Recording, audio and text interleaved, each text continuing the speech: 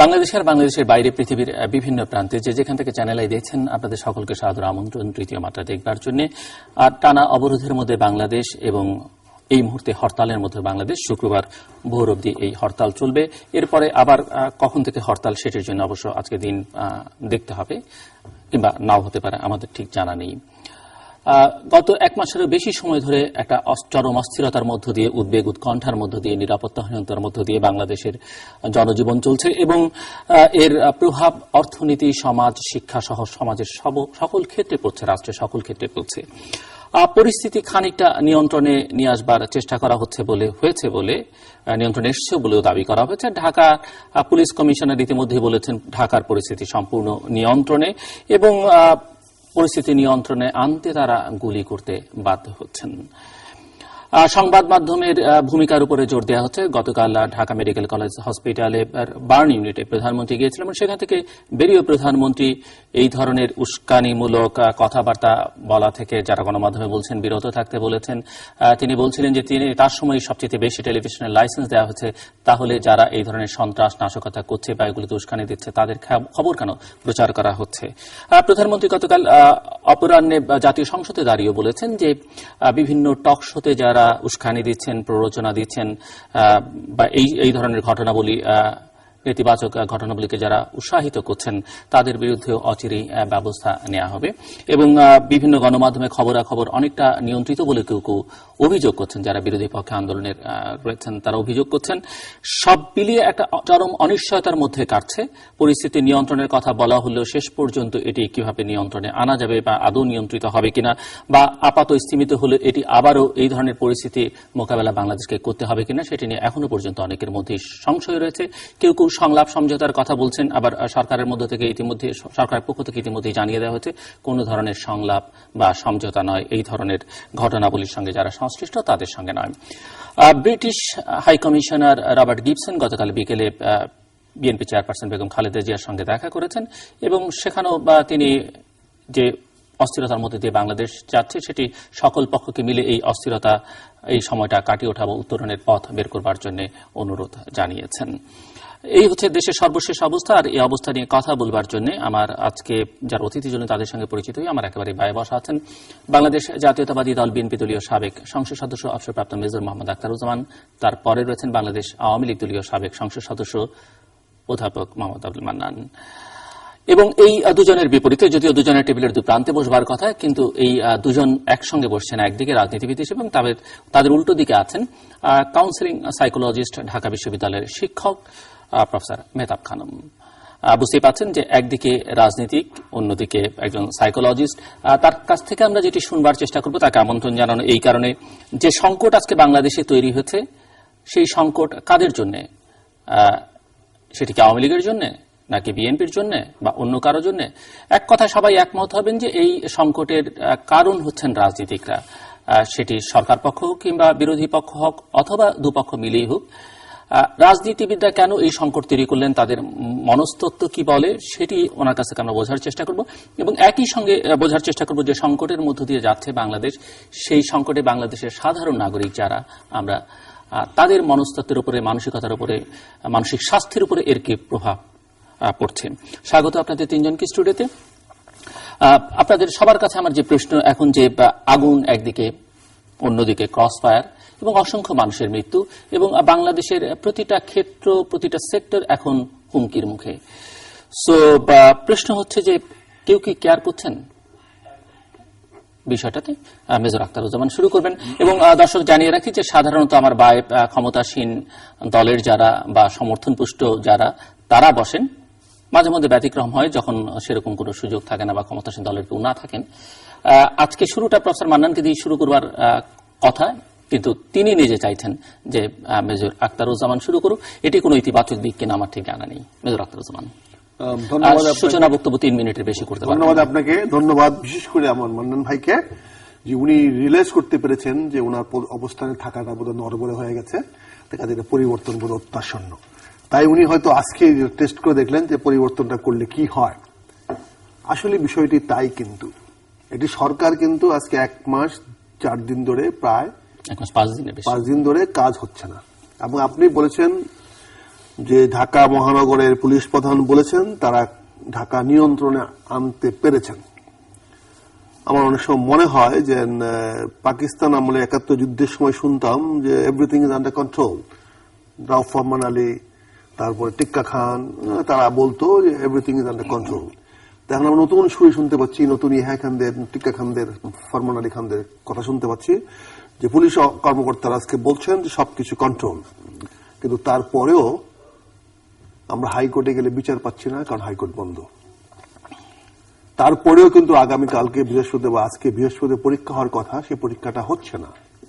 যদি সবকিছু নিয়ন্ত্রণে থাকে তাহলে আমি ওই পুলিশ কর্মকর্তাকে জিজ্ঞাসা করছি কেন বৃহস্পতিবারে পরীক্ষাটা হলো না? কেন আপনারা সে মিথ্যাচার করছেন? আপনাদের চাকরি বাঁচানোর জন্য, আপনাদের পদ প্রমোদের জন্য আর কত মিথ্যাশ্বাস জনগণকে দিবেন? আপনাদের এই সমস্ত আচরণের কারণে আজকে আমরা ভয়ের মধ্যে, ভীতির মধ্যে বাস করছি। আজকে সারা বাংলাদেশের মানুষ ভয়ের মধ্যে আছে। রাষ্ট্রের দায়িত্ব ছিল সেই ভয় মানুষ থেকে দূর করে নেওয়া। কিন্তু আজকে দুর্ভাগ্যজনক, যেখানে একটি সরকার জাতীয় পরীক্ষা সময় মতো অনুষ্ঠিত করতে পারছে না, সেখানে ঢাকা মহানগরী পুলিশ প্রধান টেলিভিশনে বক্তব্য দিয়ে বেড়াচ্ছেন যে সবকিছু নাকি নিয়ন্ত্রণে চলে আসছে, সবকিছু অবস্থা ভালো। অথচ আজকে এসএসসি পরীক্ষা হলো না। এটি হলো বাস্তবতা। মাননীয় প্রধানমন্ত্রী উনি যা বলেন তাই তো দেশের আইন, তাই তো অভিলাষ। কিন্তু উনি যে শপথটা নিয়েছেন সংবিধানের যে ধারাতে, সেখানে উনি বলেছেন উনি কোনো কাজ রাগ, অনুরাগ বা বিরাগের বশবর্তী হয়ে করবেন না। কিন্তু তিনি আজকে যা বাণী বলেছেন বা গতকাল সকালে যে বাণী বলেছেন, তাতে তো দেখা যাচ্ছে তার রাগ, অনুরাগ, বিরাগ তিনটাই আছে। তাহলে কি আমি বলতে পারি না মাননীয় প্রধানমন্ত্রী, আপনি কি আপনার জায়গায় ঠিক আছেন? আপনি কি আপনার দায়িত্বটি যে সংবিধানের কথা বারবার বলছেন সেই সংবিধান মোতাবেক পালন করছেন? আপনি জানি আপনার কাছে আমরা বন্দুক কিনে দিয়েছি, গুলি কিনে দিয়েছি, আপনাকে অনেক অস্ত্র দিয়েছি। আমরা জানি আপনি আমাদের ক্রস ফায়ারে ফেলতে পারেন।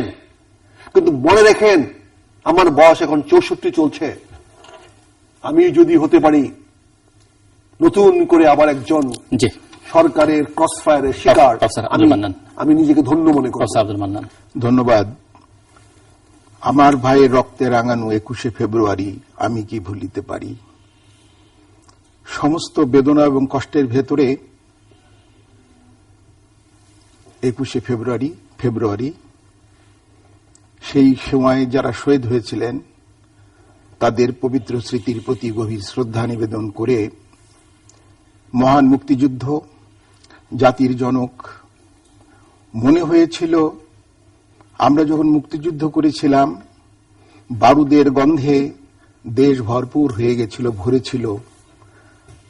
মুক্তিযুদ্ধের পরে, স্বাধীনতা লাভের অর্জনের পরে আমার ধারণা ছিল আমাদের নাকে আর কখনো বারুদের গন্ধ আসবে না, মানুষ কখনো পুড়ে মরবে না, অন্যায়ভাবে কেউ ক্ষতিগ্রস্ত হবে না। কিন্তু আক্তার সাহেব আনন্দিত হয়েছেন বলেই মনে হলো। তিনি বলছেন পুলিশ কন্ট্রোল করতে পারছে না। কেউ তো কাউকে কন্ট্রোল করার জন্য, আমরা তো মহান মুক্তিযুদ্ধে অংশগ্রহণ করিনি।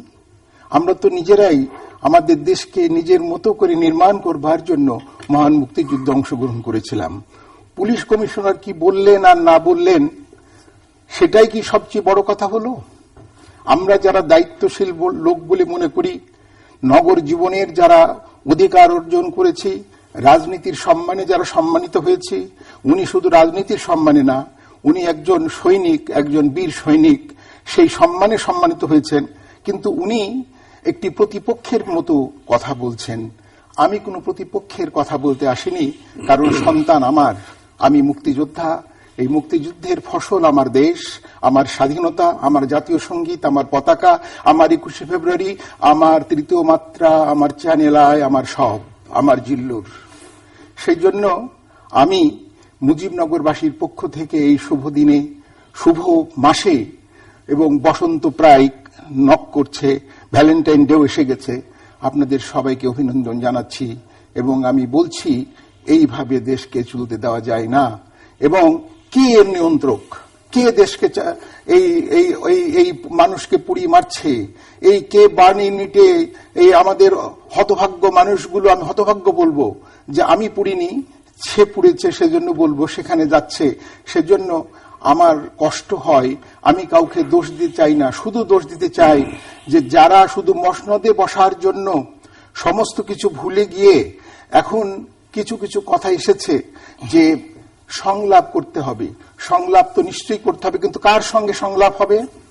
রাজার সঙ্গে রাজার সংলাপ হয়, গণতন্ত্রের সঙ্গে গণতন্ত্রের সংলাপ হয়, শিক্ষার সঙ্গে শিক্ষার সঙ্গে। আবার আসবো আপনার কাছে, আমি আবার আসবো প্রফেসর মেহতাব খানম। হ্যাঁ, আমি ভ্যালেন্টাইন ডে সূত্র ধরে বলতে চাচ্ছি যে ওটা তো একটা ভালোবাসার দিবস, তাই না? আমরা ভালোবাসাটা শুধু প্রেমিক প্রেমিকার ভালোবাসা না, আমরা সবাইকে ভালোবাসবো, সেটা একটা বিশেষ দিবস পালন করা হয়। কিন্তু আমরা খুব খুশি হতাম যদি ভালোবাসা দিবসটাকে সামনে রেখে আমরা দেখতাম যে আমাদের দুজন খুব খুব গুরুত্বপূর্ণ দুটো ব্যক্তিত্ব আমাদের দেশে, যারা নেতৃত্ব দিয়ে এসেছেন এতদিন এবং যারা মানে অনেক সময় আমাদের মনে হয়েছে বোধহয় মুখোমুখি হবেন, হয়তো কথা বলবেন, এরকম একটা দিবসকে সামনে করে আমরা যদি দেখতে পারতাম যে তারা হাত মেলাচ্ছেন, তারা দুজনের চোখে চোখ রেখেছেন, ভালোবাসার কিছু দেখতে পেতাম তাদের মধ্যে। কিন্তু সেটা বোধহয় আমরা মানে স্বপ্নই দেখছি, আমাদের স্বপ্ন রয়ে যাবে সারা জীবন। আমার মনে হয়, আমি যদি সাইকোলজিক্যালি ব্যাখ্যা করতে চাই, আমার মনে হয় দুজনেই আমাদের দুজন নেত্রী যারা বিভিন্ন সময় আমাদের নেতৃত্ব দিয়ে এসেছেন, বিভিন্ন সময়ে যে ঘটনাগুলো আমরা দেখেছি বাংলাদেশে ঘটে যাওয়া, তারা কিন্তু প্রচন্ড ঘৃণা, রাগ, ক্ষোভ এবং দুঃখ জমিয়েছেন নিজেদের মধ্যে। এবং এই দুঃখ, রাগ, ক্ষোভ তাদের কিন্তু প্রায় আমরা তাদের আচরণে, তাদের ভাষায় আমরা দেখতে পাচ্ছি। তো যখন মানুষের মনে আগুন ধরে যায়, তখন সেই আগুন কিন্তু কোনো না কোনো দিন ছড়িয়ে পড়ে। আমরা কিন্তু সেই আগুনই এখন দেখছি, এবং সেই আগুনে কারা পুড়ছে, তাদের ভেতরে যে আগুন জমেছে, এতদিন ধরে তাদের যে ক্ষোভ, ঘৃণা জমেছে, সেগুলোর বহিঃপ্রকাশ কি আজকে হচ্ছে? আমি কিন্তু সেই প্রশ্নটা করছি একজন বিশ্লেষক হিসাবে, যে সেই আগুনটা কি সারা দেশে ছড়িয়ে পড়লো? তাদের ভেতরের আগুন কি বেরিয়ে এসে সব মানুষকে পুড়িয়ে মারছে? আমি কিন্তু সেরকম একটা মানে আমার ভেতর সেই জিনিসটা কাজ করছে, এবং আমার ভেতরে ভীষণ তোলপাড় হয় যে আমাদের কি মানবিক গুণাবলীগুলো হারিয়ে যাচ্ছে? আমরা শুধুই মানুষ হিসেবে আমাদের নাম থাকবে, চোখ, মুখ, হাত পা থাকবে, কিন্তু আমাদের মধ্যে কোনো কম্প্যাশন, কোনো লাভ, কোনো ফরগিভনেস, কোনো আন্ডারস্ট্যান্ডিং, এই জায়গাগুলোকে কখনো আমরা দেখতে পাবো না। আমার মনে হচ্ছে অ্যাজ এ নেশন আমরা বোধহয় এগুলো হারিয়ে ফেলছি, এবং এটা অত্যন্ত দুঃখের ব্যাপার একটা দেশের জন্য, যে একটা দেশের মানুষের মধ্যে থেকে যখন মানবিক গুণাবলীগুলো হারিয়ে যায়, মনুষ্যত্বগুলো হারিয়ে যায়, মানুষ শুধু ক্ষমতার জন্য ক্ষমতার পেছনে ছোটে, আর কিছু চিন্তা করে না, মানুষের প্রতি মানুষের কোনো ভালোবাসা থাকে না। যেই জনগণের হাত ধরে তারা সিংহাসনে বসছেন, সেই জনগণকে যখন তারা পেছনে ফেলে তাদের নিজস্ব রাগ, ক্ষোভের কথা চিন্তা করেন, তখন সেই রাগের বহিঃপ্রকাশের ফলে আমরা কিন্তু জনগণরা পুড়ে মরছি। আমার কাছে সেভাবে লাগছে জিনিস। যেটা বললেন, আসলে ভালোবাসায় ক্ষমতা, ভালোবাসায় শক্তি। বন্দুকের নল ভালোবাসার কাছে কিছু না, সেটা আপনি ভালো করেই বললেন। আমরা এই ভালোবাসা দুই মহিলাকে এক পাল্লায় মাপলে হবে না, কারণ একজন পোড়াচ্ছেন, একজন নিবাচ্ছেন, একজন জ্বালাচ্ছেন আর একজন শান্তির ললিত বাণী ছড়িয়ে দিচ্ছেন, মানুষের দাঁড়িয়ে দাঁড়িয়ে, মানুষের কাছে, মানুষের মধ্যে যাচ্ছেন। তফাৎ এখানে রয়ে গেছে। একজন সন্তানহারা হচ্ছেন, সেই সন্তানহারার কে শোক জানাবার জন্য গিয়ে এই দেশের শুধু তিনি প্রধানমন্ত্রী নন, তিনি জাতির পিতার কন্যা শেখ হাসিনা তালা খোলা পেলেন না, তিনি চলে এলেন। পরে তাদের কেউ কোনো মওদুদ সাহেবের মতো লোক সেখানে কিছু বললেন। ফলে আমি বিনয়ের সঙ্গে আপনাকে বলবো যে ভালোবাসা শেখ হাসিনার প্রচুর, দেবার নেবার লোক বাংলায় আছে, কিন্তু ওই যে আপনি বললেন যে জীবনে অল্প থেকে ওই যে নিজের জীবনের যে বঞ্চনা, যে কষ্টটা, সেই কষ্টটা থেকেই এই আগুনটা ছড়িয়ে যায়, এবং এই আগুন নিজের আগুনে অন্যে পড়ে। এখন এই কথায়, আপনার কথায় আমি যদি যাই, তাহলে আমাকে যেতে হবে তার পারিবারিক জীবনেও শান্তি ছিল না, যে শান্তিটা বঙ্গবন্ধু এনে দিয়েছিলেন। ফলে এই যে অশান্তির যে দাবানল, সেই নলটাই হয়তো ছড়ে যাচ্ছে। এবং এখন কেউ কেউ বলছেন যে লন্ডনের হাওয়া ভবন, ওই হরকাতুল জেহাদ, ওরা আমাদের ঘাড়ের উপরে চেপে বসেছে এবং তারাই আমাদের এই যে অগণিত মানুষকে এবং আমাদের অর্থনীতি নিশ্চল হয়ে যাচ্ছে। উনি বলেছেন পরীক্ষা দিতে পারেনি। এই পরীক্ষা তো এই ছেলে এই মেয়ে 15 লক্ষ ছেলে মেয়ে কি বলবে আমাদেরকে দোষারোপ করবে না, বলবে না? অ্যাজ নেশন আমাদের সকলকে, যার দোষী হোক যেভাবেই হোক, সকলকে বলবে যে আমরা এমনই, আমাদের বোধ এবং বিবেচনা এতই ত্রুটিপূর্ণ ছিল যে পরীক্ষা হতে আমরা দেইনি। এই যে বঞ্চনা নিয়ে আমরা পৃথিবীর থেকে চলে যাব, এই বঞ্চনার থেকে সমগ্র জাতিকে রক্ষা করবার জন্য আমাদের সর্বপ্রথম দরকার হচ্ছে যেভাবে মানে আনডিক্লেয়ার যুদ্ধ চলছে, তার থেকে জাতিকে, দেশকে, ভাষাকে, সংস্কৃতিকে রক্ষা করতে হবে। এই জন্য যা করার দরকার তাই করতে হবে।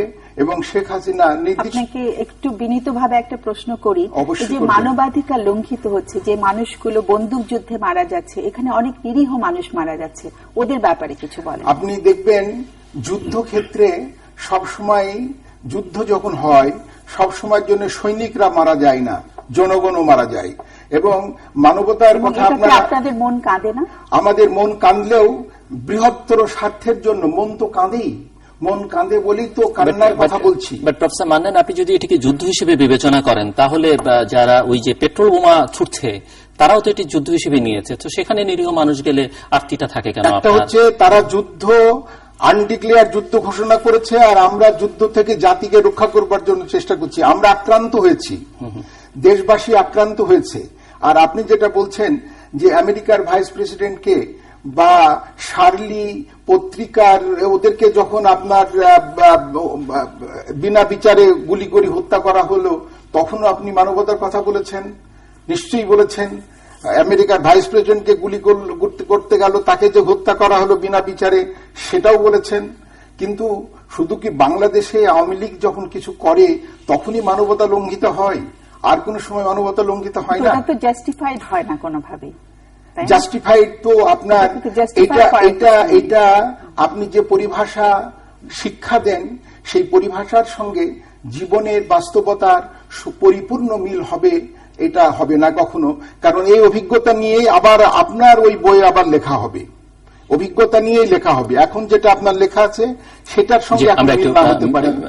মেজর আখতারুজ্জামানের কথা শুনে আসি।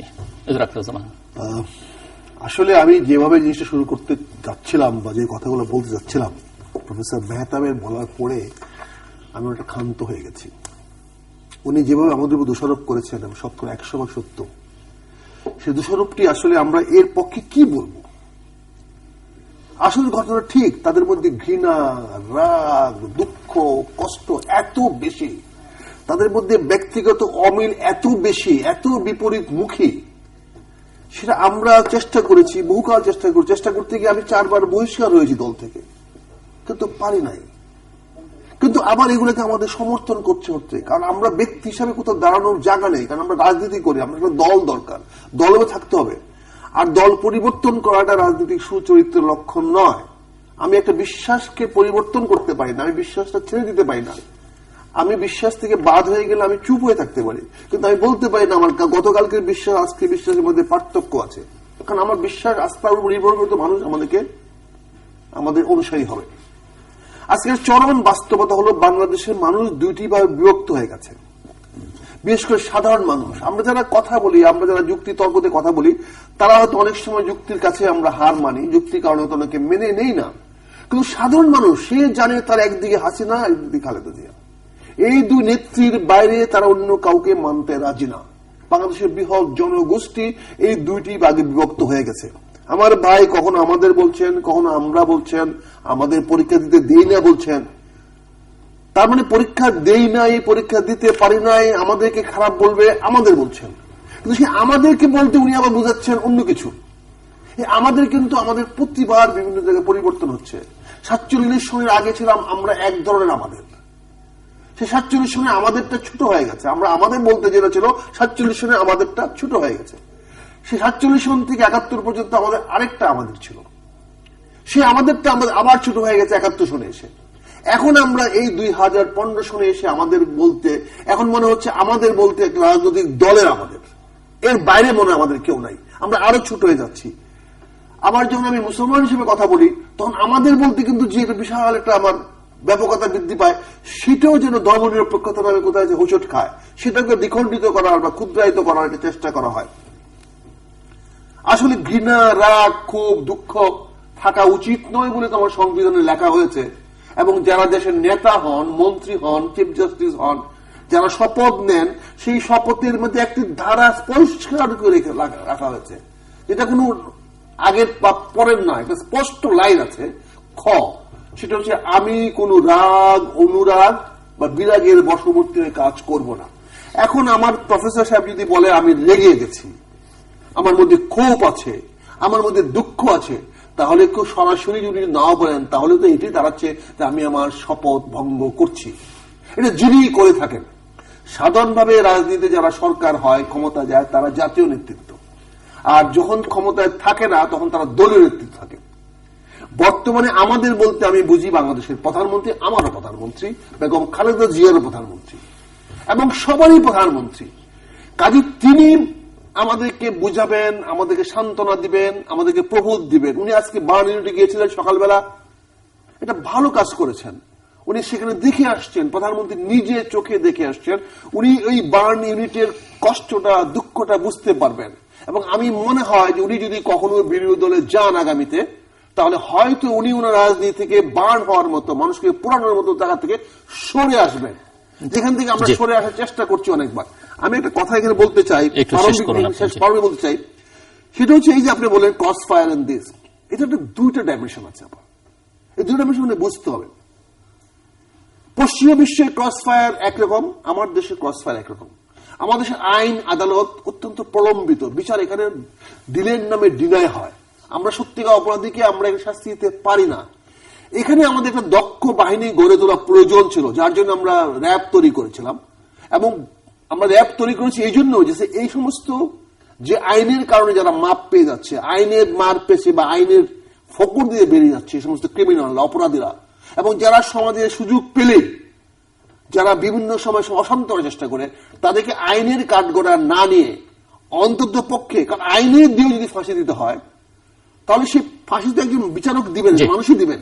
সেই মানুষটা যদি আমার র্যাবের দায়িত্ব দিই, তাহলে সেই ক্রস ফায়ারটা যদি আপনি মানবিক বলেন আপা, তাহলে কিন্তু রাষ্ট্র বা এই আমাদের অতীতে বিশ্ব চালানো কঠিন হয়ে যাবে। কারণ এই জিনিসটা আমি অনুরোধ করবো আপনাদের একটু খেয়াল রাখতে, যে আমরা মানবাধিকার লঙ্ঘন করবো না, কিন্তু মানব অধিকার নামে আমরা দানবদের রক্ষা করবো। মানান কি আর কিছু যোগ করবেন? মিনিট খানেক, কারণ উনি মিনিট খানেক আপনার চেয়ে বেশি বলেছেন। উনি বলার পরে আমাকে দেবেন। হ্যাঁ, আমি যে কোনটা ফেলে কোনটা বলবো বুঝতে পারছি না। আপনি পরীক্ষার কথা বলেছেন, পরীক্ষা তো একটা আমি যেটা বলবো আপনি বলবেন, মানে আপনি তো দুই নেত্রীর মনস্তত্ব নিয়ে কিছুটা বললেন, ওনাদের রাগ দুঃখ খুব অ্যাজ এ হোল। আমাদের পলিটিশিয়ানদের এখানে তো বসেই দুজনের বক্তব্য আপনি শুনছেন, এবং আমরা বক্তৃতা বিবৃতি নিয়মিতই শুনছি, টেলিভিশনে দেখতেও পাচ্ছি। সব মিলিয়ে তাদের মনস্তত্ব একটু বোঝা দরকার। মানে সব প্রশংসা, কৃতিত্ব, দায় দুজনকে কেন বহন করতে হচ্ছে? দুজনকে বহন করতে হচ্ছে এই জন্যই যে আমরা তো ইতিহাস তো আমাদেরকে তাই বলে। আমরা যে 71 থেকে আজকে আমরা 2015-তে পৌঁছেছি, আমরা আসলে কি দেখেছি? আমরা কিন্তু দেখেছি যখন যে মানে আমি ক্ষমতা কথাটা বলতে আমার খুব কষ্ট হয়। আমি বলতে চাই যখন যে দায়িত্ব ছিলেন, প্লিজ আমরা সবাই যদি আমাদের ডিকশনারি থেকে একটু বাদ দিতে পারতাম ক্ষমতাটা। যখন যিনি সেবা করার সুযোগ পেয়েছেন, সেবা আমি বলেছিলাম একটা জায়গাতে, কিন্তু সেটাও গৃহীত হয়নি। তো ঠিক আছে, আমি আরেকটু উপরে গিয়ে বলি যে যখন যে দায়িত্বে ছিলেন, তো সেই দায়িত্ব যখন তারা নিয়ে নেন তখন তারা কিন্তু একদম ভুলে যান সবকিছু। তো সেই জন্য তখন তারা যে সমস্ত ঘটনাগুলো ঘটান, আমি আবার দুজনের মনস্তত্ত্বের মধ্যে যাচ্ছি, একটুখানি কথা বলবো। জি বলে। আমি প্রথমে আপনাকে বলেছি যে দুজনকে যখন আপনি একই পাল্লায় মাপবেন, সেটা তো আপনার মতামত, সেটা তো সবার মতামত। আপনি যেমন আমাকে প্রশ্ন করেছেন, আমি সেভাবে বলছি যে আপনি কি মনে করেন যে শেখ হাসিনা এবং বেগম জিয়া একই পাল্লা দিয়ে মাপলে দুজন একই হবে? আমরা তো তাদের মাপার চেষ্টা করছি না, আপনাকে আমরা তো করতে কেমন হবে। ছিলাম, আমরা সেই সময়গুলোতে কেমন আপনাকে তো ছিলাম। করতে হবে, আপনাকে তো আপনি জাতির বিবেকে, আপনি তো আমার বিবেক শিক্ষক, থেকেই আপনি বলছি। আপনাকে বলতে হবে তো। আমার বিবেক উনি তো থেকেই যে বলছি। এই দায়িত্ব, এই যে আজকে আমি আপনাকে একটু বলি, আমার বিবেক থেকে কিছু কথা বলি। আমি একটা লাইন বলে দিয়ে আপনি তখন উত্তর দেন। আজকের এই ক্ষতির জন্য আপনাকে কাউকে দায়িত্ব মানে কাউকে দায়িত্ব নির্ধারণ করতে হবে, যেই কারণে আইদার শেখ হাসিনা অর বেগম জিয়া, তার জন্য এই ক্ষতিটা হচ্ছে। আপনাকে তো একটা জায়গায় স্পষ্ট আমি করে একটু বলতে হবে। আপনাকে আমার ব্যক্তিগত প্র্যাকটিসের জায়গা থেকে একটু বলবো যে আমার কাছে, আমার তো যেটা আপনার গৃহে সুবিধা। বিবাদ যেগুলো হয়, গৃহের অভ্যন্তরে যেগুলো বিবাদ হয়, আমার কাছে সেই বিবাদগুলোর জন্য মানুষ আসে এবং তখন আমি বোঝার চেষ্টা করি যে কি জন্য বিবাদটা হচ্ছে। আমরা কিন্তু বলি না বাবা এখানে মূল ভূমিকায় আছেন বা মা এখানে মূল ভূমিকায় আছেন। হয়তো একটা টিনেজ বাচ্চাকে নিয়ে এসছে এবং তাকে নানানভাবে চেষ্টা করেছে তারা ঠিক পথে আনতে পারিনি। আমার সামনে এসে বসিয়ে দিয়ে বলা হয় আপনি ওকে ঠিক করেন। আমরা দুজন অনেক চেষ্টা করেছি, বাবা মা মিলে, ভাই বোন মিলে, ব্যর্থ হয়েছি, আপনি এবার ওকে ঠিক করেন। এখন আমি কিন্তু বাবার দোষ আর মায়ের দোষ খুঁজতে যাই না কখনো। আমরা যারা প্র্যাকটিস করছি, আমরা একদম ট্রেনিং নিয়ে প্র্যাকটিস করছি, আমরা কখনোই বলবো না যে বাবাকে যে আপনি দোষ করেছেন বা আপনি দোষ করেছেন। আমরা বোঝার চেষ্টা করি ডাইনামিক্স গুলো, ফ্যামিলির ডাইনামিক্স গুলো কিভাবে কাজ করছে, কে কিভাবে তার ফ্রাস্ট্রেশন গুলো, তার দুঃখগুলো, তার হতাশাগুলো আরেকজনের উপরে ঢেলে দিচ্ছেন। বাবা হয়তো মায়ের সাথে সেরকম কিছু করছেন, মা হয়তো বাবার সাথে সেরকম কিছু করছেন, কাউকে কিন্তু দোষারোপ করা যায় না, কারণ তারা সেই হতাশাগুলো নিয়ে এসেছেন তাদের পূর্বপুরুষের কাছ থেকে। কাজে তারা কিন্তু সেভাবেই আচরণ করছেন বাচ্চার সাথে, এবং বাচ্চার সাথে যখন যে এখন বারবার বলা হচ্ছে কঠোর হস্তে দমন করা হবে, তারা কিন্তু কঠোর হস্তে দমন করারও চেষ্টা করেছেন, তারপরে অসহায় হয়ে নিরুপায় হয়ে আমার কাছে এসেছেন এবার আপনি ঠিক করে দেন। এভাবে স্বামী স্ত্রীরাও আসছেন, তারা কিন্তু যুদ্ধ করছেন গৃহের অভ্যন্তরে। তখন যখন যুদ্ধ থামছে না কোনোভাবেই, তখন তারা আমার কাছে এসে বলছেন আমাদের যুদ্ধ থামছে না, আপনি একটু সাহায্য করুন। আমি কিন্তু বাবাকেও দোষারোপ করি না, স্বামীকেও করি না, স্ত্রীকেও করি না, কারণ স্ত্রীরও অনেক জিনিস আছে, অনেক ভালো জিনিস আছে, স্বামীর মধ্যেও অনেক ভালো জিনিস আছে, আবার তাদের মধ্যে কিছু মানে অসহায়ত্বের জায়গা আছে, তাদের মধ্যে কিছু গ্যাপ আছে, কিছু ডেফিসিয়েন্সি আছে, আমরা সেগুলো খুঁজে বার করি। কাজে আপনি যেভাবে পাল্লা দিয়ে মাপতে বলছেন, আমরা কিন্তু সেভাবে মাপি না। আর আরেকটা জিনিস যেটা আমি দেখি যে ভীষণভাবে সবার লেগে যায়, রাজনীতির মনস্তত্ত্বের দিকে যদি তাকাই, যে কেউ একটা কথা বললো, সাথে সাথে আমি অপমানিত বোধ করলাম, তার অর্থটা কি? আমার নিজের সম্পর্কে সম্মান বোধটার কিছু হয়তো অভাব আছে। কারণ গান্ধীজির কথাটা যেটা আমি মনে করি খুব বড় মনোবিজ্ঞানী ছিলেন উনি, যার জন্য এই কথাটা তিনি বলেছেন সেই সময়ে, যে আমার পারমিশন ছাড়া কেউ আমাকে অপমান করতে পারবে না। এটা কিন্তু ভীষণ বড় একটা কথা, যে আমি লাস্ট পারমিশনটা আমি দেব। কিন্তু আমি দেখছি যে তারা একজন একটা বলেছেন, সাথে সাথে সমস্ত দল নেমে গেল মাঠে, সবাই মিলে নানান কথা বলছে। কাজে এইভাবে কঠোর হস্তে দমন করে আমি লিখে দিতে পারি, কঠোর হস্তে দমন করে আজকে পৃথিবীর কোনো সমস্যার সমাধান হয়নি। গৃহের অভ্যন্তরেও যেমন হয়নি, গৃহের বাইরেও তেমন হয়নি, সমাজেও হয়নি, রাষ্ট্রেও হয়নি। কাজে আমাদেরকে কিন্তু ওই পথটা ছাড়তে হবে, আমাদেরকে ক্ষমার রাস্তাটা দেখতে হবে, আমাদেরকে ভালোবাসার রাস্তাটা দেখতে হবে, আমাদেরকে গ্রহণ করতে নিতে শিখতে হবে। একজন আরেকজনকে যখন গ্রহণ করে নেব, নিজের সেলফ এস্টিম বাড়াবো, তখন কিন্তু আমরা এইভাবে কথা বলবো না। আমি কিন্তু আমাদের ভাষার মধ্যে আমি ভীষণ সমস্যা দেখতে পাচ্ছি। আমি দায় নিচ্ছি, আমি বিশ্ববিদ্যালয়ের শিক্ষক হিসেবে আমিও দায় নিচ্ছি।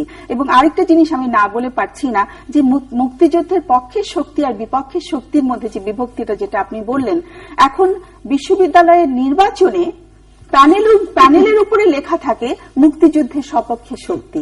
আচ্ছা, এটা কি দরকার আছে? আমরা বিশ্ববিদ্যালয়ের শিক্ষকরা কি যথেষ্ট সচেতন নই? আমাদের কি ওই কথাটা প্রিন্ট করে লিখে দিতে হবে? আর আমি যদি সেই প্যানেলে ভোট না দিই, আমি কি বিপক্ষের শক্তি হয়ে যাব?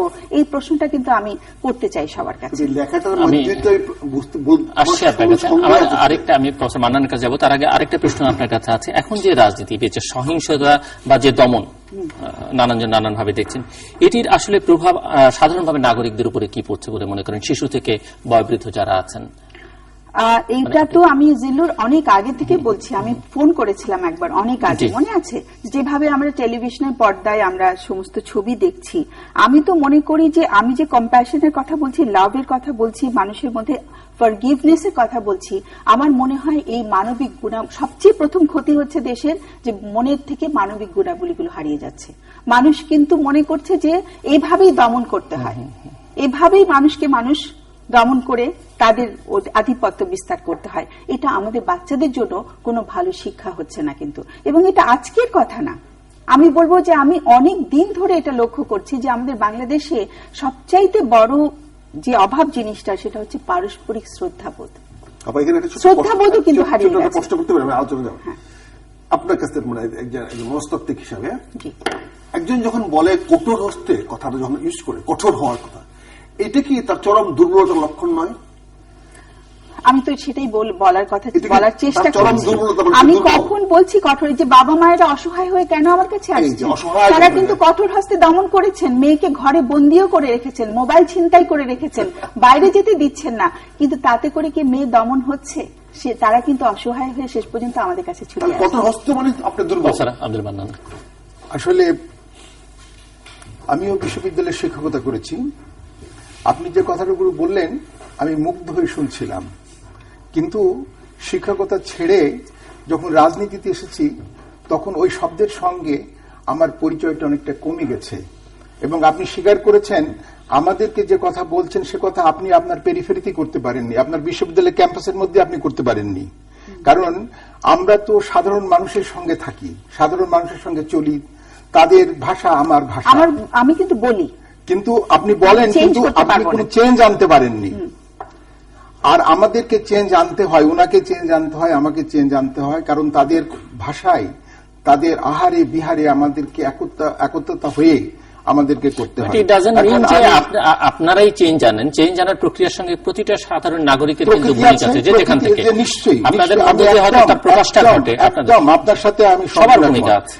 আমি এখন যে কথাটা বলতে চাচ্ছি যে কিছুদিন ধরে আপনার এই তৃতীয় মাত্রার অনুষ্ঠানে আমি খুব সুন্দর সুন্দর কথা শুনছি এবং মুগ্ধ হচ্ছি, কিন্তু সমস্যা যেখানে, আপনি অসুন্দর কথা শুনতেন না, আপনি তো বলছেন সমস্যা যেখানে সবাই তার বুদ্ধিবৃত্তি দিয়ে, তার প্রজ্ঞা দিয়ে, তার অতীত জ্ঞান দিয়ে সবাই তাকে প্রতিষ্ঠিত করে যাচ্ছেন একটা ক্ষেত্রে, কিন্তু এই সমস্যার কি সমাধান হবে? যেমন আমাদের নাগরিক সমাজ বলেছেন যে দুই নেত্রীকে সংলাপে বসতে হবে।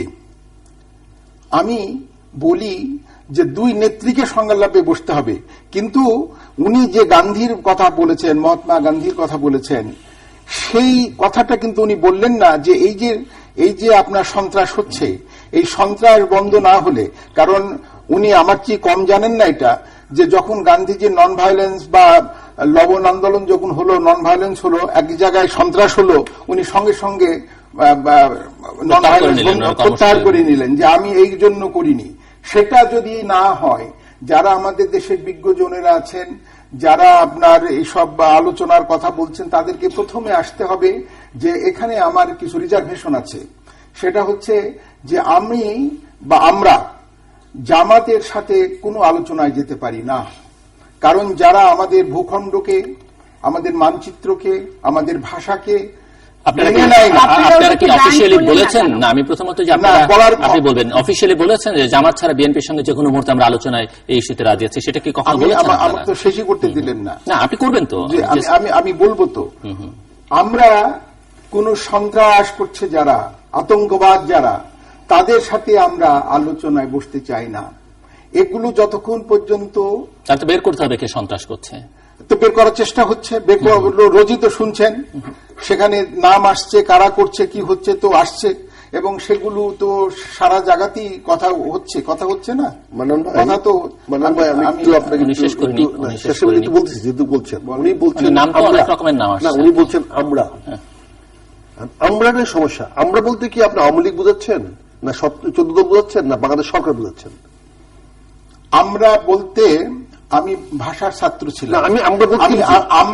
আমরা বলতে যা বুঝায়, কি বুঝাচ্ছে, যা বুঝিয়েছেন আমি বুঝি না। আমরা বলতে কি আপনাকে তাহলে ওই আপনি যদি আমরা কোনো ব্যাখ্যা দেন, আমরা বলছি সরকার বুঝান, আমরা যদি বলতে সরকার বুঝান, সরকার জামাতের সঙ্গে কথা বলতে বাধ্য, আমার সংবিধান মতো বাধ্য, যদি আপনি সরকার হয়ে থাকেন। সময় আপনি বললেন না,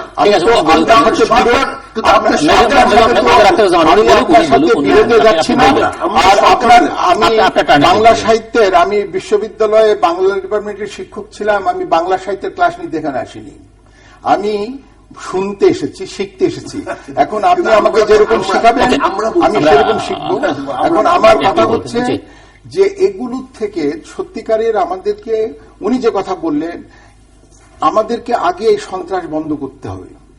সন্ত্রাস বন্ধ যদি না করতে পারি, শুধু সন্ত্রাস চলবে, আলোচনা হবে, তা হবে না। কিন্তু আগে সন্ত্রাস বন্ধ করতে হবে। আমার একটি প্রশ্ন আছে আপনার কাছে, যেমনটা প্রফেসর মেহতাব খান গণমাধ্যমকে ইঙ্গিত করেছেন, গণমাধ্যমের, এবং আমরা লক্ষ্য করছি প্রধানমন্ত্রী গতকাল বলেছেন, বিভিন্ন মহল থেকে বলা হচ্ছে যে গণমাধ্যমে এই সংবাদগুলো যেন প্রচার না করা হয় বা আলোচনা জিনিসটা না করা হয়।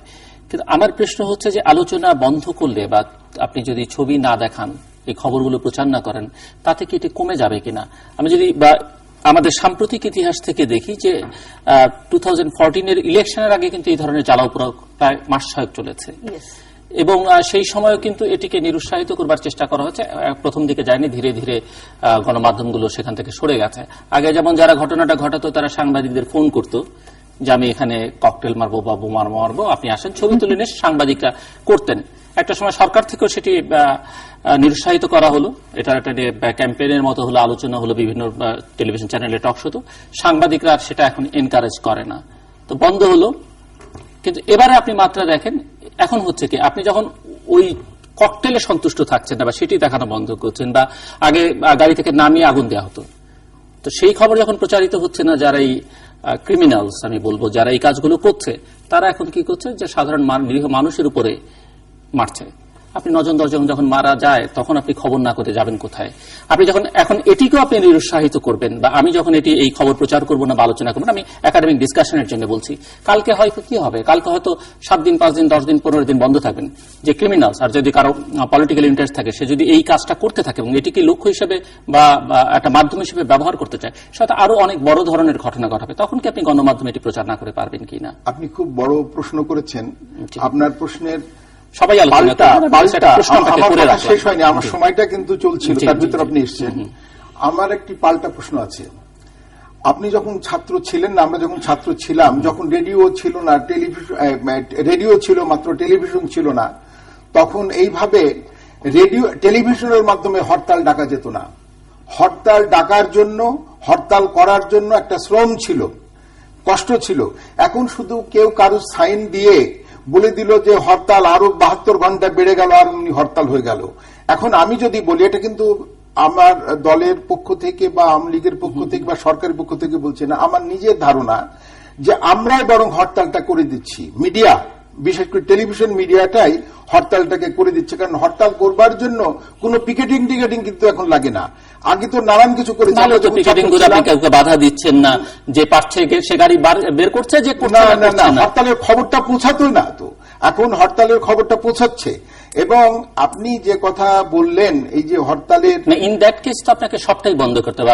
বন্ধ করতে খবর প্রচার বন্ধ থাকবে, উন্নয়নের খবর প্রচার বন্ধ হবে, খবর প্রচারের দরকার। আমি বলছি যে না, আমি তো বন্ধ করার কথা বলছি না, আমি বলছি যে এই সমস্ত ঘটনাগুলো, এটি আবার মিডিয়া সম্পর্কে একটা অপপ্রচার মনে হয় না যে হরতাল মিডিয়াই করে দিচ্ছে? মিডিয়া কেন খবর দিচ্ছে? হরতাল ডেকে না, আপনি দিচ্ছে, আর মিডিয়া দিচ্ছে। আর একটা বলতে পারি, বেগম জিয়া যখন তার অফিসে বসা, আপনি যদি ওই ফুটেজটা এখন দেখান, এখন তারপরে উনি কিন্তু অবরোধের কথা বলার আগেই সেই সমালোচনা সাংবাদিকরা বলছে যে ম্যাডাম তাহলে কি অবরোধ হবে? তাহলে পরে আমরা কি বলবো? এটাকে আপনি স্বীকার করেন? তো সে তো অসাংবাদিক যারা, তারা যদি বিভিন্ন কারণে দলীয় সাংবাদিক হয়ে যায়, তারা এটি করতে পারে। যেমন অনেক অরাজনীতিক এখন রাজনীতি হয়ে গেছেন, আপনারা এনলিস্টেড করেছেন, তাদের আপনারা অনেকে নমিনেশন দেন অন্য প্রফেশন থেকে এসে দ্রুত নমিনেশন দিয়ে দিচ্ছেন।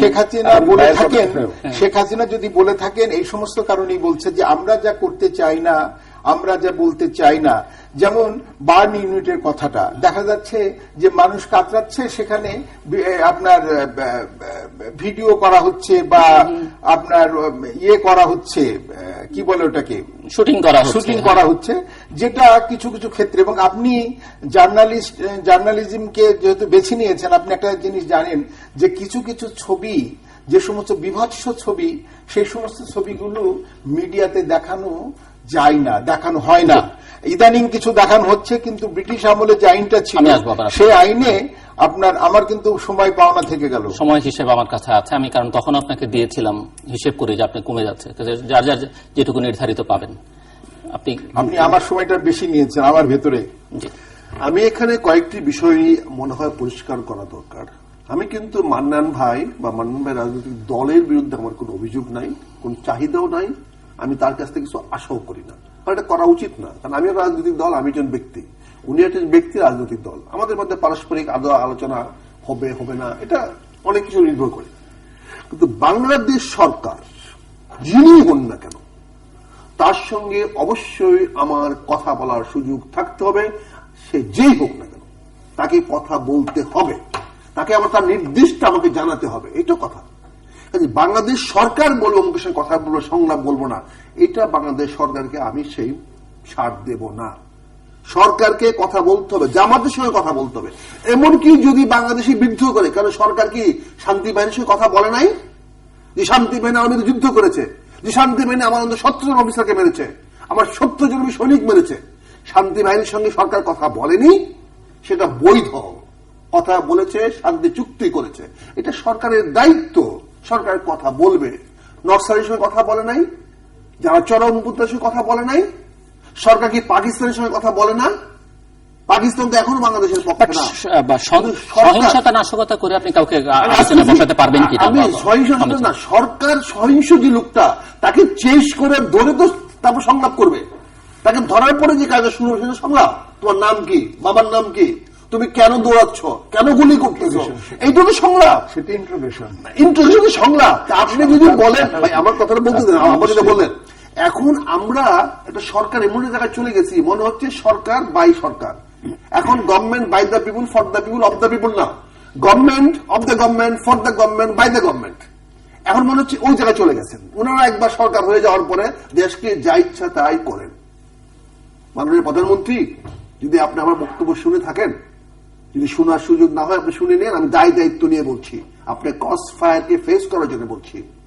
আপনি যে রাস্তায় হাঁটছেন সে রাস্তাটা সঠিক নয়। এই রাস্তায় অতীতে পরিণতি কারো ভালো হয় নাই।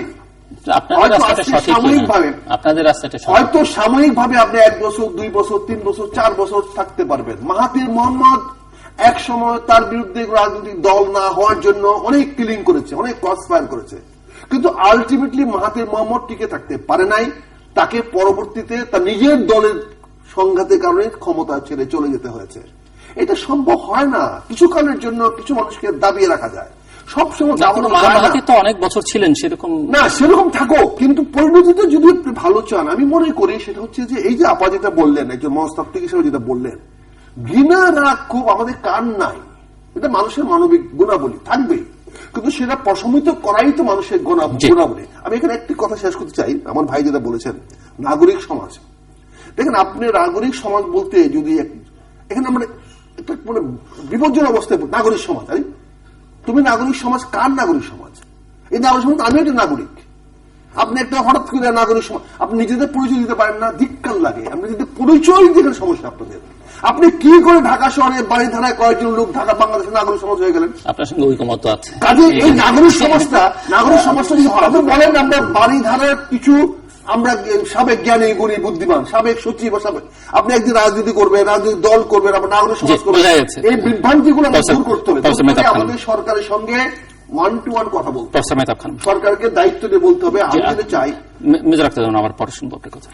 হ্যাঁ, আসলে একটু আগে জিলুর বলছিল যে নাশকতা করে কি আলোচনায় বসানো যাবে কিনা। আমি আরেকটা জায়গাতে আমি সেটি প্রশ্ন, আরেকটি প্রশ্ন গণমাধ্যম রয়েছে। আপনি যদি স্পেসটা না দেবেন, গণমাধ্যম যদি প্রচার না করে যারা নাশকতাকারী, তাদের তো চেষ্টা থাকবে তখন গণমাধ্যমকে বাধ্য করা যে কিভাবে দৃষ্টিটা আকর্ষণ করা যায়। হ্যাঁ, সেটা তো প্রচারকারীদের ব্যাপার। আমি এই জায়গাটাতে আমার মনে হচ্ছে যে আমরা বোধহয় সার্কেল, একটা বিশেষ সাইকেলের মধ্যে ঘুরপাক খাচ্ছি। হ্যাঁ, যে আগে সন্ত্রাস বন্ধ করতে হবে, নাশকতাকারীদের সঙ্গে কোনো আলোচনা নয়, এবং নাশকতাকারীদের সঙ্গে কিসের আলোচনা।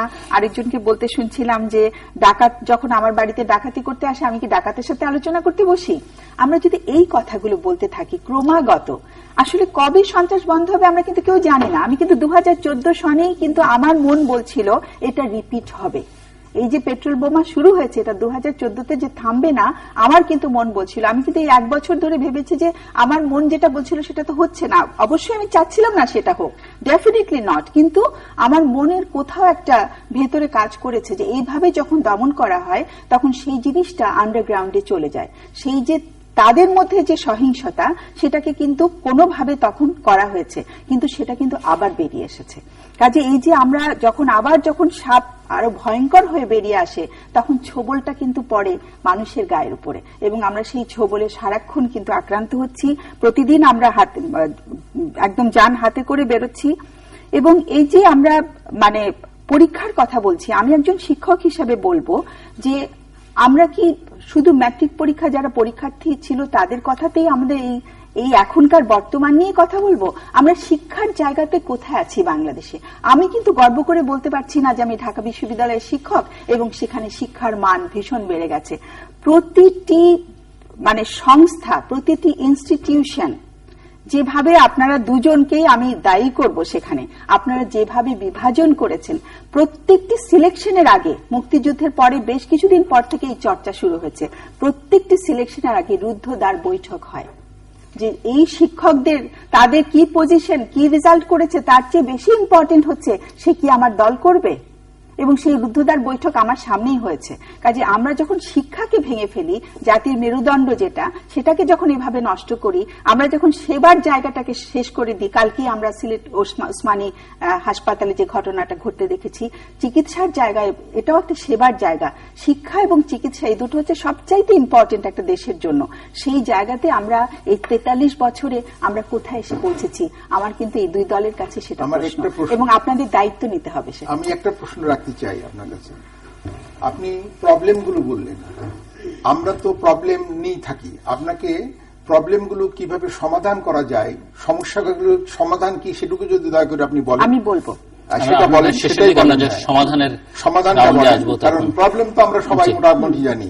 আমাকে বলতে হবে সময় কিরকম আছে, আপনি বলুন, আমি থামিয়ে দিব। আমি না আসলে বিষয়টা হচ্ছে কি যে এখনকার সকল আলোচনার মূল ক্ষেত্র হচ্ছে সংলাপ। আপনি 2 মিনিট বলুন। সংলাপ যদি হতে হয়, এই দেশে যেমন আমি প্রথমে বলেছি বারুদের গন্ধ শুনবো না, সেরকম যেন আর কখনো সংলাপ না হয়, সেই সংলাপটা শেষ করতে হবে। সেই সংলাপ শেষ করলে কি করতে হবে? এই দেশের যে মুক্তিযুদ্ধের যে চেতনা, আপনি আমাকে জিজ্ঞাসা করবেন চেতনা বলতে কি বুঝেন, আমি এটা বলেছি, মুক্তিযুদ্ধের চেতনা আমার মতো করে বলেছি। আমাদের দেশে আমি নাম ধরি বলি যে আমার বন্ধু এখানে আছেন, যে বেগম জিয়া জাতির পিতাকে মানেন না। জাতির পিতার মৃত্যু দিনে তিনি জন্মদিন করেন, 3টি জন্মদিন। এর সমাধান হতে হবে। দেশে অসাম্প্রদায়িক রাজনীতি, সংসদীয় গণতন্ত্র চলবে, কিভাবে চলবে তার সমাধান হতে হবে। আপনার মুক্তিযুদ্ধের বিরুদ্ধে যারা ছিল, শুধুই তারা বলেন যে আমরা বিচার চাই, কিন্তু বিচার নিরপেক্ষ হবে। কিসের নিরপেক্ষ? কখনো আপনারা তো ক্ষমতায় ছিলেন। নিরপেক্ষতা বলতে আপনারা কি বুঝেছেন, কি করেছেন, সেই বিচারের ক্ষেত্রে আপনাদের ভূমিকা কি হবে সেটা আপনাকে বলতে হবে। আপনাকে মুক্তিযোদ্ধাদেরকে সম্মানিত করতে হবে। এই সমস্ত গুলোকে এজেন্ডা, এর সঙ্গে যেহেতু 2 মিনিট, এর সঙ্গে আরো এজেন্ডা আছে, সেইগুলোকে নিয়ে আপনাকে চিরকালের জন্য একটা সংলাপ। একবারই শেষ করতে চান? তাহলে না, একবারে শেষ করতে চাচ্ছি না, পরে বলবো। 2 মিনিটের মধ্যে আমি শেষ করছি। ফলে যদি বসা যায় এবং সন্ত্রাসটাকে বন্ধ করে যদি সমস্ত জাতি একত্রিত হয়ে বসে এই জিনিসগুলোকে চিহ্নিত করে এর যদি সমাধান করেন, না হলে দেখা যাবে যে প্রতি নির্বাচনের পরপরই এরকম, প্রতি নির্বাচনের পরপরই আবার আপনার সমাধান কিভাবে, সেই আলোচনায় কন্টিনিউ করি আমরা। মেজর আখতারুজ্জামান। সমাধানের ব্যাপারে আমি একটা জিনিস বলছি, আসলে আমাদেরকে আগে প্রোঅ্যাক্টিভ হতে হবে, আমাদের কাজটাকে দায়িত্ব নিয়ে করতে হবে। এই যে মনে করেন আজকে পরীক্ষাটা হলো না, ইন্টারমিডিয়েট ম্যাট্রিক পরীক্ষা, এসএসসি পরীক্ষাটা বাতিল করে দেন শিক্ষামন্ত্রী সাহেব, অত্যন্ত দুর্ভাগ্যজনক। শিক্ষামন্ত্রী সাহেব অনেক কথা বলেছেন, টেলিভিশনে প্রচুর বক্তৃতা দিয়েছেন, উনি আল্লাহর হস্তে বলেছেন, আল্লাহর কাছে কত কিছু বিচার দিয়েছেন, কিন্তু উনি একবার গুলশানে যেতে পারেন নাই। উনি তো গুলশানে খালেদা জিয়ার কাছে, ম্যাডামের কাছে গিয়ে বলতে পারতেন না, ম্যাডাম আমি শিক্ষামন্ত্রী হিসেবে আপনার কাছে আসছি একটা অনুরোধ নিয়ে, তোকে আপনি আমাকে রেহাই দেন, আমার এই 15 লক্ষ ছেলে মেয়েকে রেহাই দেন। ওনার কথা না শুনতো, বেগম খালেদা জিয়া তার কথা না মানতো, উড়িয়ে দিত, ফেলে দিত, তাকে ঘরে ঢুকতে না দিত, বেড়ে দিত। কিন্তু আমি তো বুঝতে পারতাম, জনগণ বুঝতে পারতো যে আমাদের শিক্ষামন্ত্রী, যিনি আমাদের ভোটে নির্বাচিত না হওয়ার পরে উনি সেলফ স্টাইল ভোটে নির্বাচিত হয়েও উনি জনগণের দায়িত্ব পালন করার জন্য দাঁড়ে দাঁড়ে ঘুরছেন। কিন্তু সেটা আমরা দেখি নাই। না দেখি কি দেখলাম, উনি গতকালকে সিদ্ধান্ত দিতে পারলেন না যে পরীক্ষাটা কি হবে। উনি 24টি ঘন্টা 15 লক্ষ অভিভাবককে টেনশনে রাখলেন। এটা কি তার কোনো অধিকার আছে? সমাধান আপনার হাতে সময় নিয়ে কাজে 15 লক্ষ লোককে টেনশন, আবার বলে আপনি শিক্ষক, আপনি 24 ঘন্টা আগে বলতে পারলেন না যে আমার পরীক্ষাটা কি হবে। উনি এখন পর্যন্ত বলতে পারতেছেন না পরীক্ষাটা কবে নেবে। এখন যদি এই মুহূর্তে কোথাও গায়েবী আওয়াজ হয়ে যায় শুক্র শনিবারে হরতাল, তাহলে কি হবে? তখন কি করবেন উনি? কারণ এখানে তো যে কোনো কারণে হোক, তখন কি করবেন? ঠিক আছে, আমি বলবো, উনি বলুন, আমি যে জিনিসটা বলবো শেষে বলবেন আজকে, উনি শেষে বলবেন। আচ্ছা, আমি এই জন্য এখানে একটু শেষ করছি। কাজে এই শিক্ষা বললে আমার কিছু বলার ছিল, এই শিক্ষামন্ত্রী বললে আমার কিছু বলার ছিল। এই শিক্ষামন্ত্রীরা একটা মন্ত্রী হওয়ার পরেও যদি তারা তাদের দায়িত্ব পালন করার জন্য ব্যক্তিগত বিষয় থেকে উঠতে না পারে, তাহলে আমরা কার কাছে যাবো? সবকিছু প্রধানমন্ত্রী সিদ্ধান্ত দেবেন, সবকিছু প্রধানমন্ত্রী করবেন। ধন্যবাদ। আপনি আগে, উনি বলছেন যে আপনাকে আগে বলতে দিতে, আপনি বলবার পরে ওনার বক্তব্য আছে। আমি একটা সেকেন্ড বলবো। প্রধানমন্ত্রী 1 সেকেন্ড, হাফ সেকেন্ড। প্রধানমন্ত্রীর জন্য আপনারা সাক্ষাৎ দেন না, আর নাহিদ গেলে আপনারা দেখা দেবেন। সবকিছু যদি আপনার নেগেটিভ করেন, আপনি রাষ্ট্র চালাচ্ছেন, আপনি রাষ্ট্র চালাতে গিয়ে যদি আপনি এত কিছু কথা বলেন, তাহলে হবে না। রাষ্ট্র ছেড়ে দেন, আপনি দায়িত্ব ছেড়ে দেন। আসলে আমি যে কথাটা বলবো সেটা কোনো সমাধান কিনা আমি জানি না, বাট আমি খুব ক্ষুদ্র একটা মানুষ হিসেবে আমার কাছে, আমি মানুষের মন নিয়ে কাজ করি। আমি মনে করি যে যেভাবে আমরা চলছি এই 43 বছরের বা 43 বছর আরো কম করে যদি বলি, যখন থেকে গণতন্ত্র, মানে আমরা তথাকথিত গণতন্ত্রের মধ্যে রয়েছি, সেই সময়কার পদচারণার কথা যদি বলি, আমরা কিন্তু আমাদের ভেতরে প্রচন্ড সহিংসতা এবং আমাদের কারো প্রতি কোনো শ্রদ্ধাবোধ নেই। আমি প্রথমে বলবো, দুই নেত্রীর প্রতি আমার ভীষণভাবে মিনতি থাকবে, একটা অনুরোধ থাকবে, আগে তারা পরস্পরের কাছে ক্ষমা চেয়ে নিক। এটা আমার কথা, আমি খুব ছোট মুখে বড় কথা বলছি হয়তো, কিন্তু আমার কাছে মনে হচ্ছে তারা দুজন দুজনকে নানান সময় নানাভাবে হার্ট করেছেন। নানান ঘটনা ঘটানো হয়েছে, যখনই আওয়ামী লীগ নেতৃত্বে ছিল, যখন বিএনপি নেতৃত্বে ছিল, এমন কিছু ঘটনা ঘটানো হয়েছে যেগুলো তাদের জন্য অপমানজনক হয়েছে, তাদের মৃত্যুর কারণ হয়েছে। 21শে আগস্টে তো গ্রেনেড হামলায় ভীষণ বড় একটা কিছু হয়ে যেতে পারত। কাজে নানানভাবে যে তারা দুজন দুজনকে হার্ট করেছেন, সেই জন্য প্রথম দুজনের কাছে দুজনের ক্ষমা চাওয়া উচিত। এরপরে তারা কিন্তু সমস্ত জাতির কাছে ক্ষমা চাওয়া উচিত। আজকে 43 বছর পরে আমরা যে বাংলাদেশ পাওয়ার কথা ছিল, যে ঢাকা শহরে আমার সহজভাবে চলাচলের কথা ছিল, সেই ঢাকা শহরে আমরা যখন 2 ঘন্টা 3 ঘন্টা জামের মধ্যে আটকে থাকি, তখন কিন্তু আমরা আপনাদের দুটো দলকে কিন্তু দোষারোপ করি, আমরা শুধু একটা দলকে দোষারোপ করি না। কাজে আমরা যেটা পাওয়ার কথা ছিল সেটা আমরা পাইনি, আমরা যে বঞ্চিত হয়েছি, আমরা যে নানানভাবে আমাদের উপরে অত্যাচার হয়েছে, সহিংসতা হয়েছে, আমাদের কাছে, জাতির কাছে তাদের ক্ষমা চাইতে হবে। তারপর তাদেরকে নিজেদেরকে ক্ষমা করে দিতে হবে, যে তারা যে হার্ট করেছেন সবাইকে, নিজেদেরকে ক্ষমা করে দিতে হবে। এবং জামাতের কথা আমরা বলছিলাম, যে জামাতের সঙ্গে আমরা আলোচনায় বসবো না, কিন্তু জামাত কিন্তু এখনো বাংলাদেশে একটা দল হিসেবে রয়েছে। কাজে যখন একটি দলকে আমি দল হিসেবে এখনো স্বীকৃতি দিচ্ছি, সেই দল থেকেও যদি কিছু হয়ে থাকে, সেই দলের সঙ্গে আসলেই আলোচনা করতে হবে। এবং সেই দল যে মুক্তিযুদ্ধের সময় এই দেশটি চায়নি, সে যে প্রত্যেকটি মানুষের সাথে মানুষকে অবমাননা করেছে, তাদেরকে দিয়ে পুরো জাতির কাছে ক্ষমা চাওয়াতে হবে।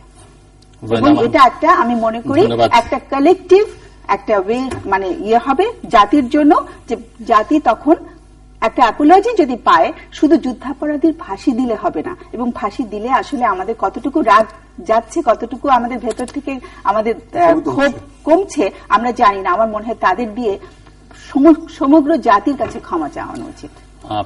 প্রফেসর মান্নান, অনেক ক্ষমা ক্ষমা ক্ষমা শুনলাম, এরপরে আর ঘৃণার কথা শুনতে চাই না। শেষ করবেন আপনি। আমি নিয়েছিলেন ওনার যে কথা বুদ্ধিবৃত্তির, আমি ওনার কথার সঙ্গে সম্পূর্ণ একমত না।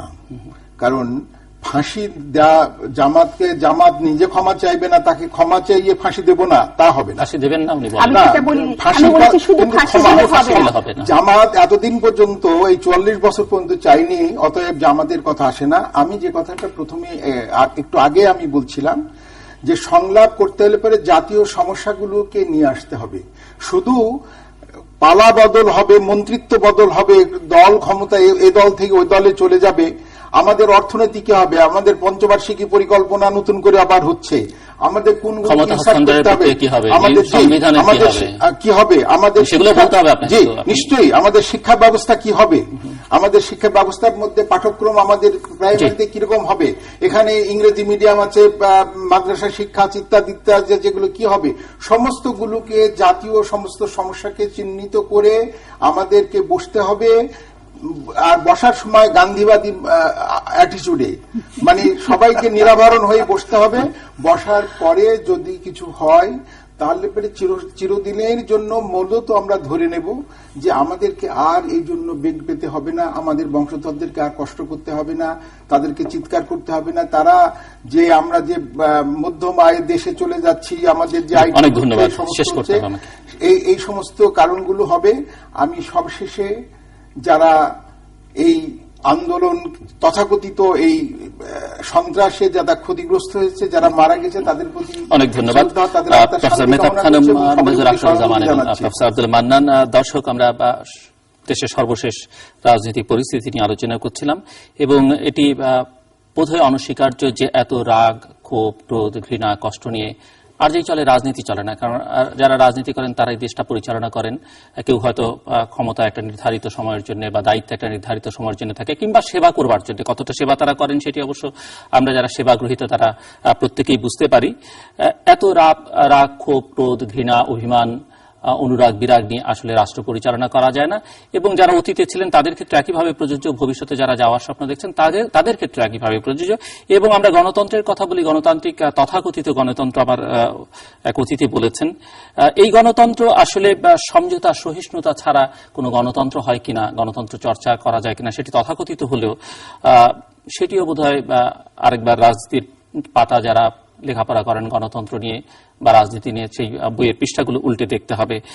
দ্বিতীয়ত, এখানে প্রফেসর মেহতাব খানম বারবার বলছিলেন যে ক্ষমা ক্ষমা ক্ষমা, পরস্পরকে ক্ষমা করা, জনগণের কাছে ক্ষমা চাওয়া, নিজেদের কাছে ক্ষমা চাওয়া এবং যারা যুদ্ধাপরাধী তাদের শাস্তি যেমন দেয়া যেটি আছে সেই বিচার প্রক্রিয়া চালানো উচিত এবং তাদেরকে জনগণের কাঠগড়ায় নিয়ে আসা বা ক্ষমা চাওয়ানোর জন্য তাদেরকেও ক্ষমা চাওয়ানোর ব্যবস্থা করা।